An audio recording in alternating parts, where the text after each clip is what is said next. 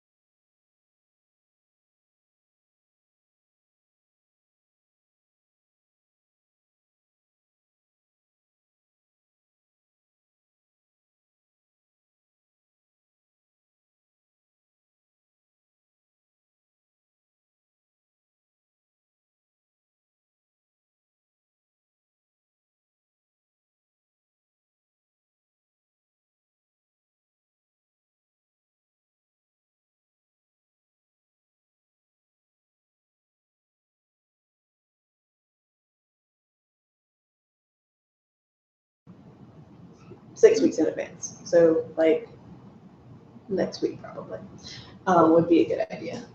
And so, and also the group travel form must include a screenshot of flyer of the event. Interesting. Group travel must include 3 different quotes for transportation and lodging. So I guess for gas and stuff like that. No meal costs will be included. And Rashawn Ward will be buying all tickets and hotel rooms, but that shouldn't be a problem for our upcoming events. But in the future, if we want to like attend the conference as a group or something like that, we'll need to do. And then, so for special funding with SGA, you can get a $3,000 max per event, and you also have to have advisor approval. So we would need approval from Dr. Goose, and we would also need to submit a proposal to SGA in order for them to approve whether or not we get the funding. And also all catering must be scheduled at least 4 weeks in advance. So if we want people to come, like catering to come and fix food for one of our events, it must be 4 years in advance. Or 4 weeks in advance. Got to plan way ahead. Got to plant the plants and earth the cow. And hopefully we will. So we're just going to reopen the dairy farm, no big deal. And that's about it. So, and then I can send the report to Chase. Well, you have it anyway, so we can have that. And that is How much money do we have? we have $976 and 83 cents. And if we want to talk like fundraising opportunities or stuff like that, I believe there's talk about the apartment doing some fundraising for LISSA since we don't need to collect dues anymore. We can also do stuff with bake sales and stuff like that. Just keep your eyes out or keep your head open. So is everybody done with the reports? Yes, cool. Next up, we updated the LISSA Constitution. Has everyone had an opportunity to view that? Here, I just saw one typo, and I can give you. I just circled it, and it's not a big deal. I can give you these papers. Cool. It wasn't. I didn't have any issues. The main reason, so I'll tell you why we're updating it. App suggests that we have updated Constitution, and it hasn't been updated in since 2013. Also, some of our positions, officer positions hadn't been created yet, so we created one.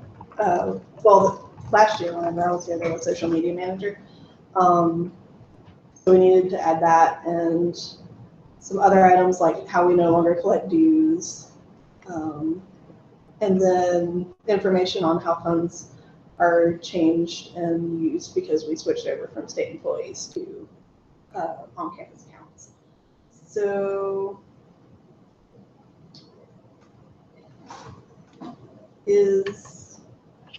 would you like to read over it real quick or no?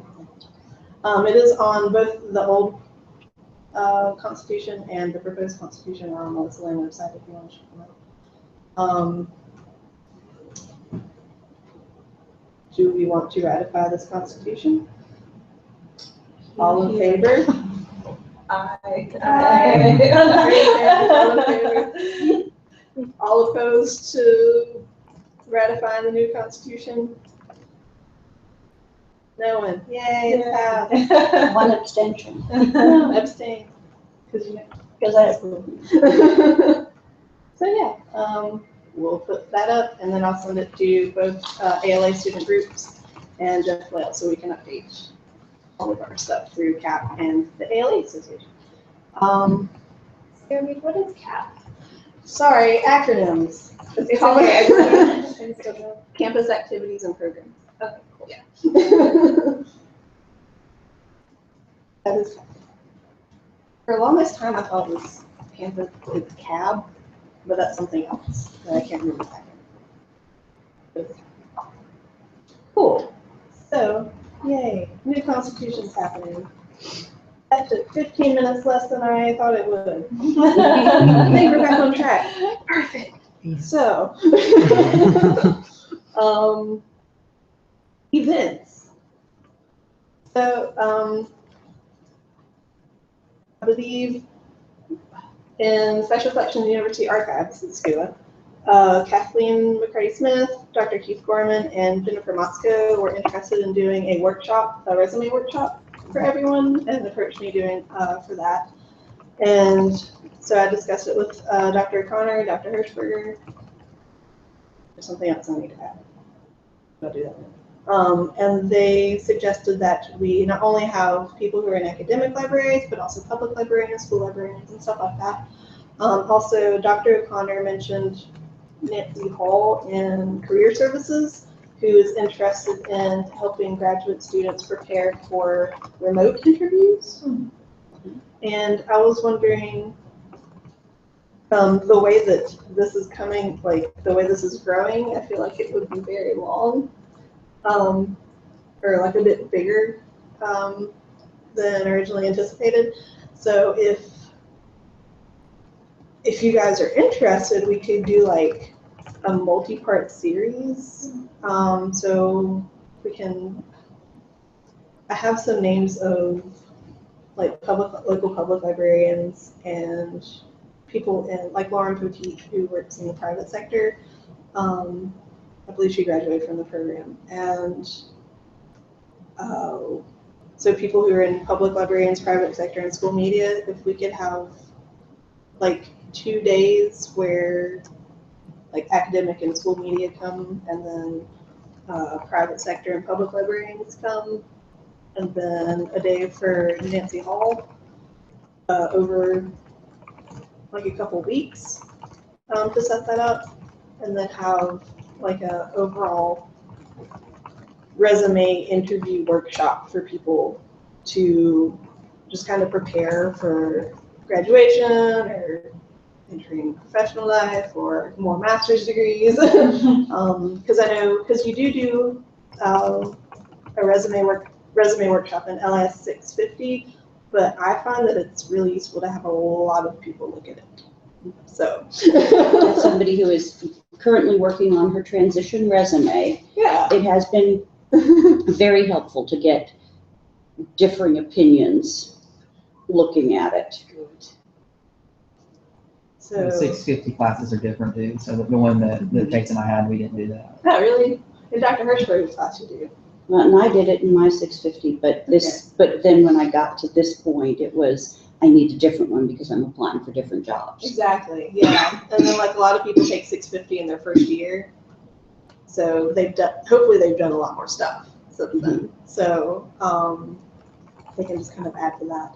I found one, it was a very circuitous route to this website. I started at ALA and Right. eventually ended up at this website that was incredibly helpful of all of the resume rewrite workshop that I found, and I will send you the link once I'm home. I couldn't tell you what it is right this second. But it was very helpful. Perfect. Yay. Cool.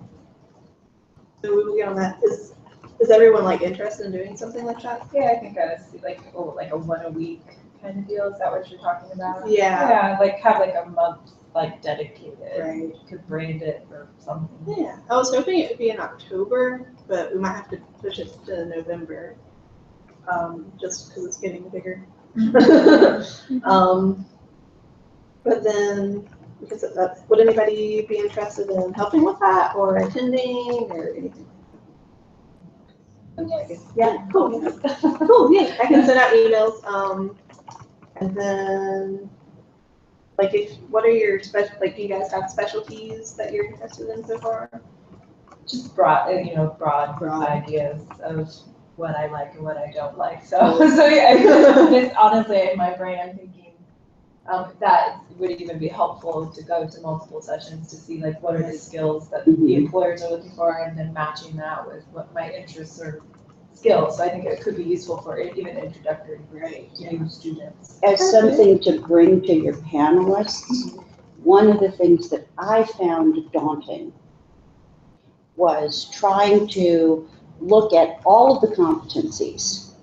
Yeah. Our school competency, the ALA competency, the research, research librarian competency, the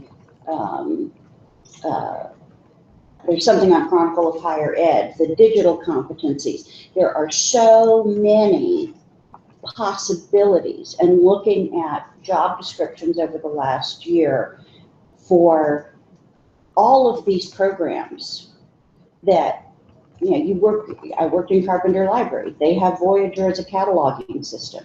There was no discussion in my cataloging class of what other cataloging computer systems and discovery systems are in use. And so how does one develop proficiencies, or how does one list proficiencies?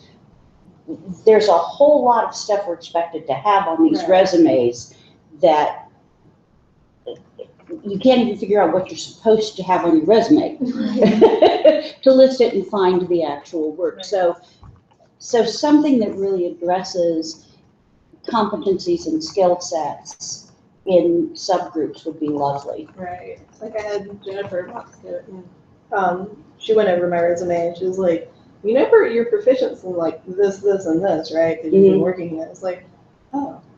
She's like, yeah, you need that to apply for our jobs. So it's like, good to know. I've been doing Excel for so long, I don't even think about putting it on my resume. Just used to But,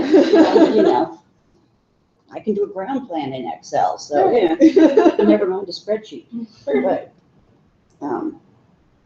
But that I think may be the hardest, and also the other thing that came up for me that maybe online students may have more,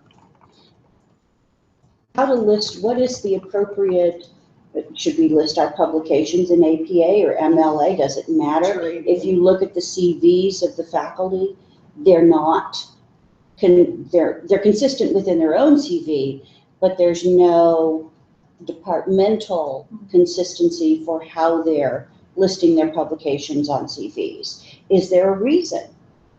It's nice to know that information up front and be able to retool your resume and then send it to somebody to have feedback, I think. Right. So you're working from some guidelines and then getting feedback after you've worked with the guidelines. That's my 2 cents.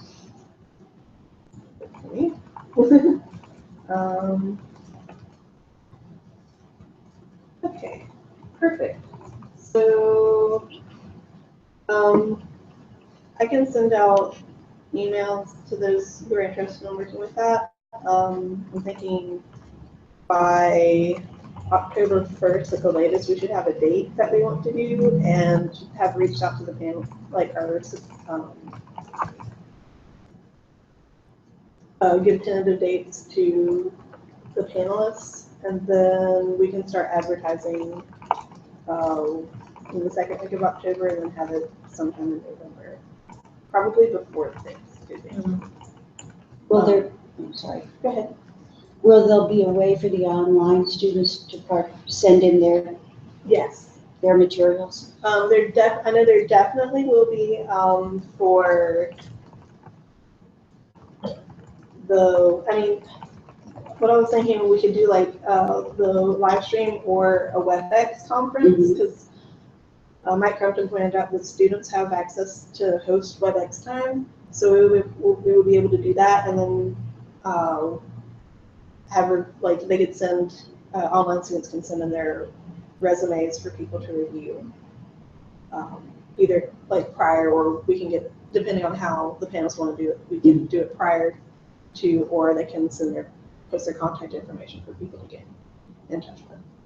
So definitely something online students can take part in. And then also for prison books, would you like to talk about that? Yeah. So we talked about doing some volunteering as a group. So getting involved as an organization, and we talked about different organizations that we might want to do a volunteer day in. And I suggested prison books. Prison, Prison, or Yes. Prism? Prison. Okay, Yeah, thanks. prison books. As in jail, got it. Yeah, so there's an organization based in Durham called Prison Books Collective, and what they do is collect books and send them to prisoners, and prisoners can send in request lists of books that they want. And so they basically need help looking at these lists and picking out the books and then packaging them for shipping. So I've been talking with Kat, who organizes things at Prison Books Collective, and she set aside 3 dates for us that she's holding. So we just need to pick one, and they're all Sundays in November. And I can email you guys a link to this doodle poll to see which date works best for everyone. But it would be, I'll just go ahead and tell you now. So there's Sunday, the November 6th, November 13th, and November 20th. And it would be from 4 to 6 p.m. But I can send everybody the link to that poll so we can just see which one might work best for anybody who's interested. Does anybody have any questions about that? The prison is actually in Durham. I think it's, I think they serve prisons throughout North Carolina and potentially throughout the U.S., but I'm not exactly sure what their reach is. Are they the like one and only, or are they part of like a network of organizations that do this? They're part of a network. Okay. Yeah, so I know there's one in Asheville, and I think the Durham one is the closest one to us.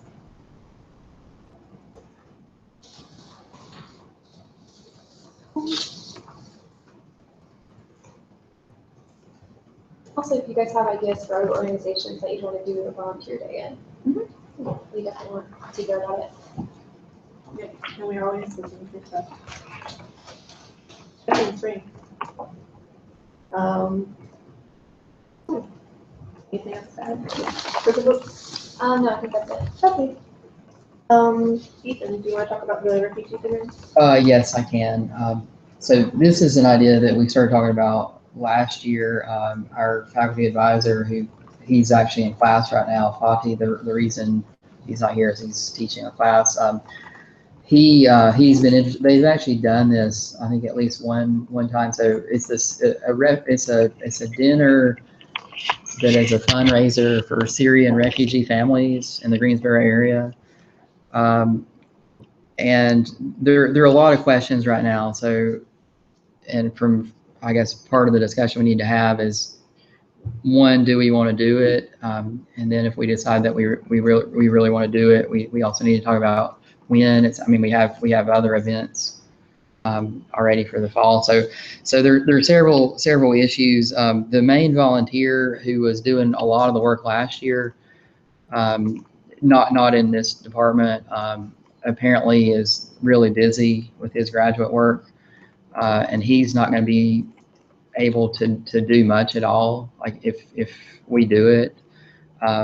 So that's a big issue. So basically this group, if we decide to do it, will have a lot of the responsibility, the main responsibility for organizing the event, for promoting the event, for actually carrying it out.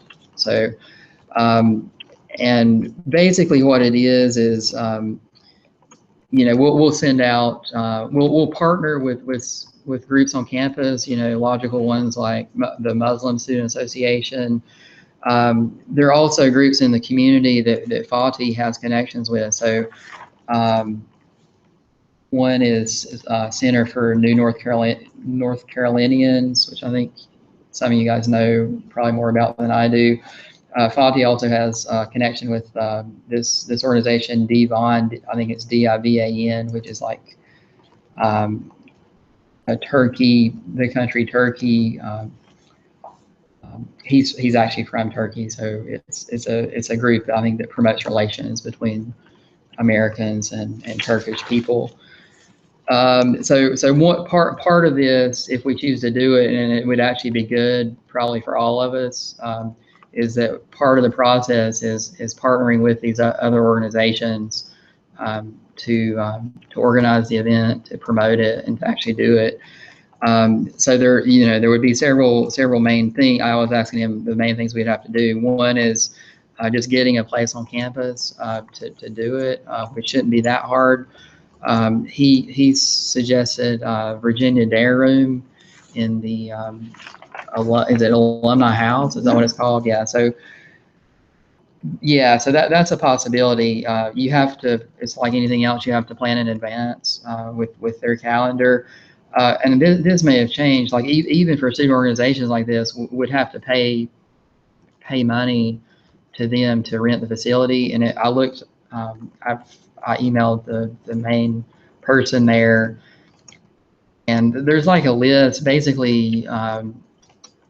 Depending on how big the event is, like you have to pay a certain amount. Like for every table that you use, you have to pay $17 to use the sound system, which I think they have a new sound system in the room. So it would be some money, but it wouldn't necessarily be prohibitive. I mean, there would be a number of things we'd have to pay for to actually rent the space, but it sounds like that wouldn't necessarily be that big of a problem. We would be using UNCG catering to do a meal. They have Fati suggesting they have a pretty nice meal that we would pay $12 a person and probably charge $25 to raise money. Use the difference to basically raise money for the family or families that we're actually trying to benefit. Part of the whole thing too is not just fundraising, but raising awareness of the issue of refugees in this area. So we would also, as part of the event, have a speaker. So we could decide, and he already has suggestions. He knows people in these organizations, the major settlement agencies in Greensboro. Fati knows a number of people and on campus. So. Okay, so I guess the biggest thing we would have to decide if we want to actually do it, and if so, when. So, and it sounds like we probably wouldn't even be able to get. I mean, catering is like a 4-week. It sounds like UNCG catering is like a 4-week appointment. I mean, you have to plan in advance. The space, we don't have to do it in Virginia Dare Room. I don't know. We probably couldn't even get a place in there until, and what I was thinking with everything we'd have to do, the earliest we could possibly do would be like the end of October, with all of, which is probably not the best. So what do you all, what? That's really quick. Yeah, it is. Yeah. I would recommend more like January. Same. More like, it's like planning a wedding. If you've never done that, or a fundraising dinner, there's a lot more lead time that you want, because you want to be able to get your advertising out to groups that are likely to support this off campus. All of the United Church of Christ churches, for example, are very socially active in supporting. So you really want to make sure you had ample advertising time. Well, they had, one thing to do is to start with the contact list that the people who actually came last year. So they already did it once, and they had those people. And Fati was saying if we can attract basically like 70 to 100 people, that would probably be like a successful event, and we would be able to raise quite a bit of money. But for everything involved, it sounds like that we need to plan in advance. And with the other events too, what I was thinking, just hearing about the other events that are coming up in the fall as well. I mean, one obvious thing to think about is our own time. We're all involved in class plus work. So. With the partnerships, did you mean like partnerships for funding or just attendees? It's not necessarily for funding. I mean, in terms of, there's one main one that this DIVAN, D-I-V-A-N organization apparently will automatically give $500 if we do it. You know, so they did that already. So some organizations like that who have that money, we'll donate. Part of it on campus is just for promotion and things like that. Or on campus, I think the library diversity committee could probably help. I can bring it to Gerald. And then the Office of Agriculture Engagement is like an actual partner with this. So, and also if we wait until spring semester, then we'll be more likely to get funds through SGA, so it will be less of a hit on LISSA funds. I mean, it's an important thing to do. And then, but I don't know if we can swing it.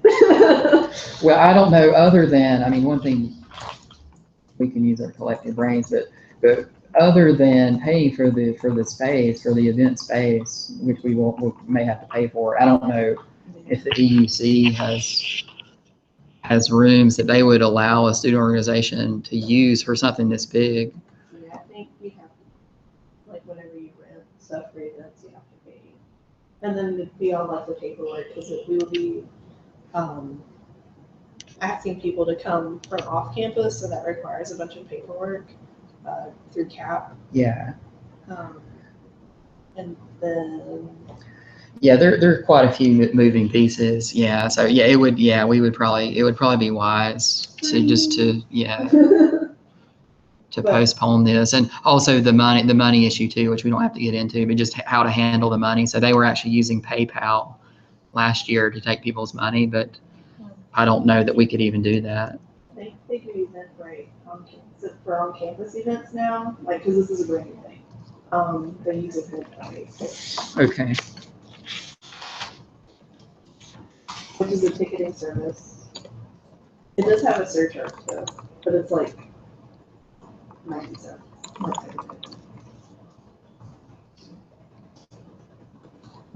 Sarah, can you repeat what the platform? Eventbrite. Okay. Eventbrite. Yeah. Not right. But is everyone interested in doing that? Yeah. I think it's like it's a good thing. Yeah.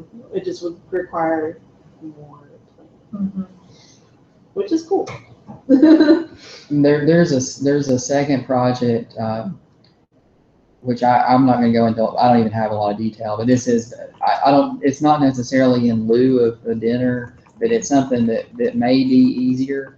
So one other possibility, and our department chair is actually really interested in it. Both Fati and our department chair are very interested in this, is collecting donations for refugee families in Greensboro. So, and that doesn't mean money, but basically things that they need to live. So, working with settlement agencies to even find out what the needs are. And then, if we want to partner, we could even do this with local public libraries. So this is another possibility, and I don't know how much interest there is. Yeah. And that's something you can involve the online community with, because if the list of articles, this family really needs children's clothing, winter clothing, or whatever it is, those are things that people can order and ship in. Well, and two, the resume workshop is a natural, like we're having 4-sesh or whatever, like, hey, coming to the resume workshop, don't forget to bring yada, yada, yada. And you'll have, if we're inviting in community partners as well from their public libraries and so on and so forth, that's like building a natural bridge to that advocacy project. Awesome. And then we also have like clusters of online students in Asheville, Charlotte, Wilmington area. So Right, and then you need someplace to collect anything that does come in and gets picked up and shipped out. Because generally speaking, they're not gonna give Right. an online person that family's address, and they may be in temporary housing anyway. Right. So this room could become a warehouse. The graduate student office. Indeed. Little overflow into Fadi's office, a little overflow into. Dr. Carmichael. And also, just from a class that I took this summer, I found out that Greensboro is actually one of like the largest areas for resettlement in the country, actually, and that's just a brief bit of information. So we have a large population of refugees and individuals resettling just right here in Greensboro. I was also, I don't know if any of you worked retail in Greensboro, but it's very cool to see how many cultures just like, Mhm. Yes. yeah. It's just like, everyone's here. So cool, we can look at both of those. Do we definitely want to reach out to public libraries about possibly being donation centers? Or do we want to think about that? I think if we're already reaching out to public libraries for this resume workshop, I think that would be maybe an opportune time to just kind of plant that Yeah. seed, be like, hey, by the way, we are looking at doing X, Y, Z. Is that something you think your organization would be interested in partnering with maybe?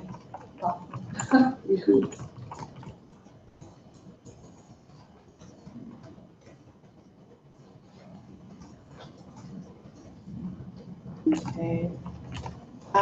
Is that all for events? I think it is. Yes.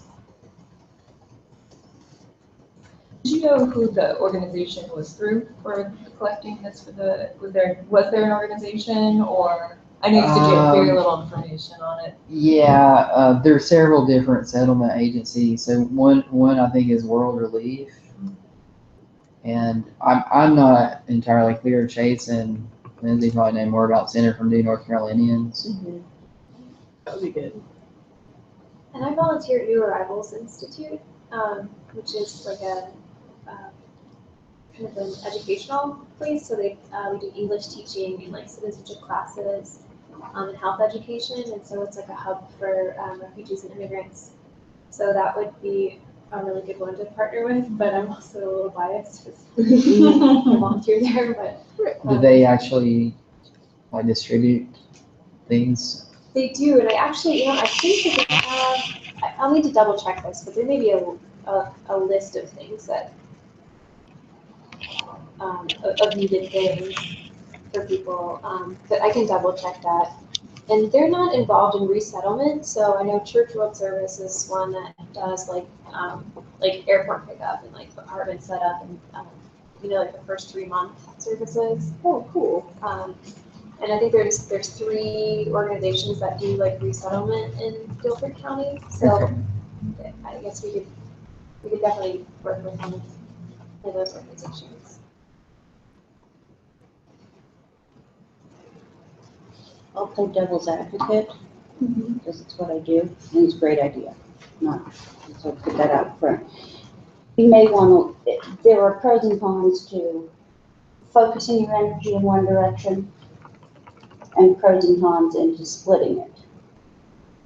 In North Carolina, in our current political climate, it might be good to do one for refugees and one for the family of a fallen officer or a veterans group.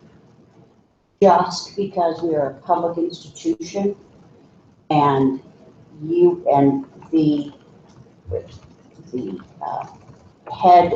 president of the UNC system is a Republican. It can be important to play to the power brokers. on some level, and there's so much need everywhere. If there is a way to do both, think about it. I'm not going to be the voice of what the on-campus group should do as a student. I am going to just raise this as having taught at the School of the Arts, where maintaining friendly relations with UGA and funding was very, very important. That's something to be very aware of. It's sounds a little harsh, but there's plenty of need to go around.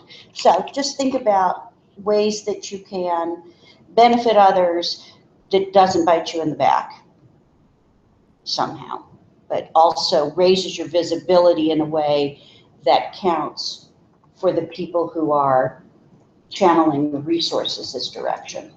Does that make sense? Okay. I'll get off. Okay.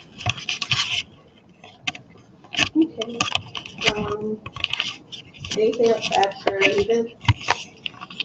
With the prison books, if we want to maybe close the doodle poll like next week so we can get everything in as far as forms go. Yeah. We can do that.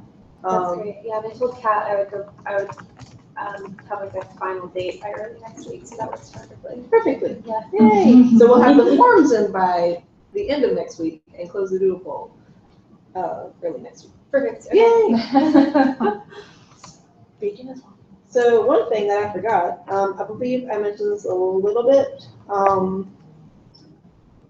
a couple weeks ago, but there was a LIS faculty retreat that I attended and in August, and I just wanted to give like a couple of notes. I have like 5 pages of notes, but I'm gonna make it really short.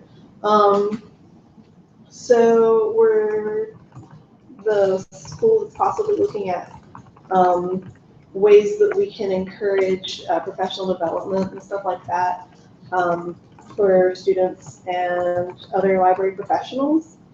And then, let's see, like certificates and courses and stuff like that, webinars, stuff that we you generally have access to through ALA and stuff like that. And then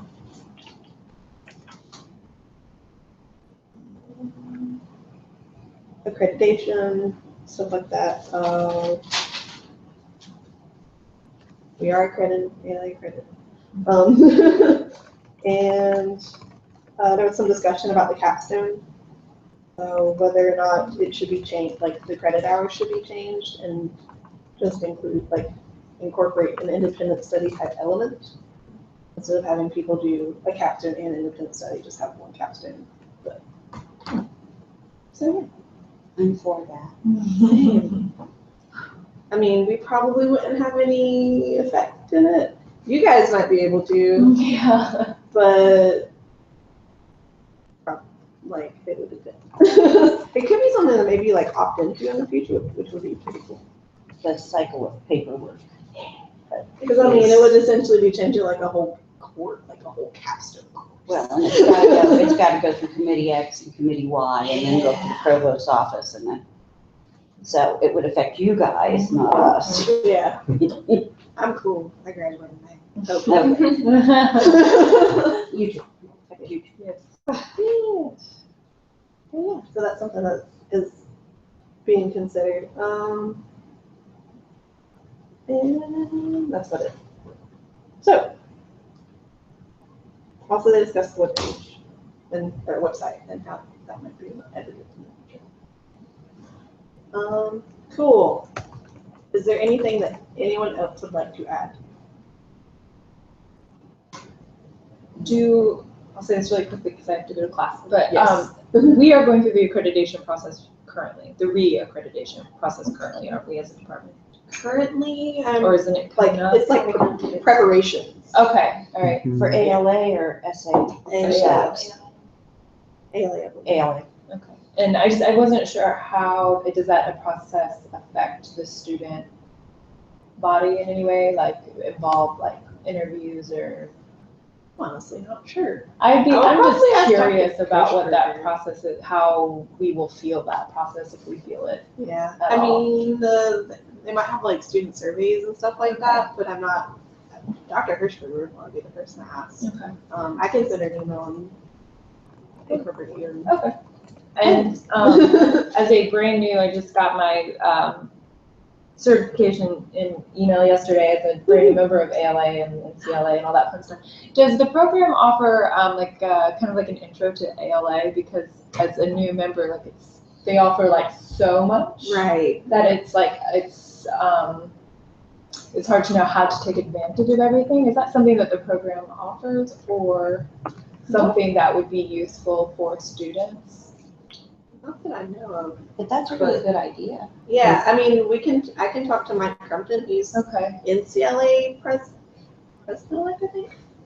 But he's very involved. Oh, there's another thing I was gonna add, but I'll do that in a second. So I can talk to him, and then Chase, did you know of anything? I was just gonna join in solidarity with you. Okay, good. That would Last be year I was great. very confused. I think after being in it for a year, you sort of start to learn how to navigate. Okay. There are like opportunities a little bit better, and you kind of learn how to shift through like emails and Right, yeah. more like that. But yeah, I definitely agree with Okay, you. because it's almost too much of a good thing. Like there's a lot of like, oh my god, I'm really interested in this, and I really want to do this webinar, but I have to have a life and I have to do classes. Yeah. So it's like I feel like it would be useful as like a new member, a new graduate student joining that program. Like, as a student, like these are like the things to look out for and the resources that would be useful. And then like, why is it important as a student to go to ALA? Like, what Right. should you be hoping to get from that conference experience? Or How can you afford it anyway? Because I know they do accept volunteers, and then you get your stuff funded. If you do. And then there's also stuff like GSA funding.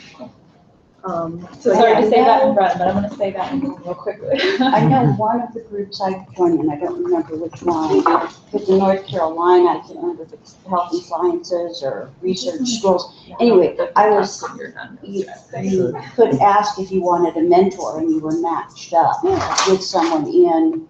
So I have a science research librarian over at Duke that I can send certain questions to that, you know, I mean, yes, I'm bold enough to email anybody and ask them anything, but this person is on the lookout for my emails. Yeah, it's nice having like that connection. I have the director of an academic library that I was partnered with, and that's been so helpful. Mhm. Was that through NCLA? or what? Yeah. Okay. They sign up to mentor, and then you sign up to be a mentee, and they match your interests. I have that in my tasks somewhere, and I can find it and send out the information. Or I can post on the LISSA website. Cool. And then also is like a thing that we might want to consider for next year, so incoming students. Also, you're gonna be here next year, right? Maybe not anymore. Okay, so maybe not, but you will be. Yes. And Lily will be because she added school. So just keep in mind that the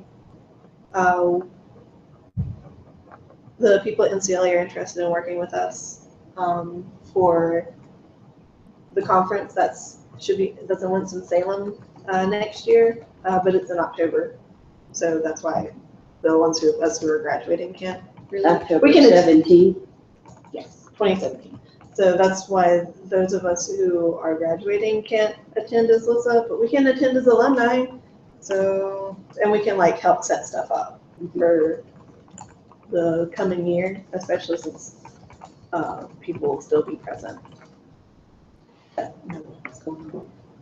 yeah, just like things that you might like committees that you might want to be involved in, like social media or outreach and stuff like that.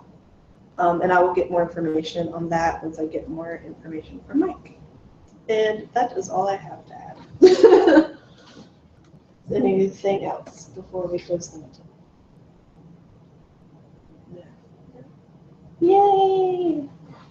Meeting adjourned. 5:19. Thank you so much for coming and staying. 20 minutes late. Thank I should you. not said we were running on time. I just said. And thank you everybody for understanding about the tech difficulty. That's because of all 10 I of wouldn't you. have I couldn't have set it up, so. It did about 10 minutes ago. Okay. Have you noticed all through wonderful new revolutionary changes? I didn't notice a thing different, except there were more spinning, there were icons popping up randomly. I'm like, And it won't let me use my PIN number anymore. why is my GoPro camera icon popping up twice? I think Taylor can modify the start menu or something. I don't know. I just don't want them to touch my Actually computer have unless a I fire say list yes.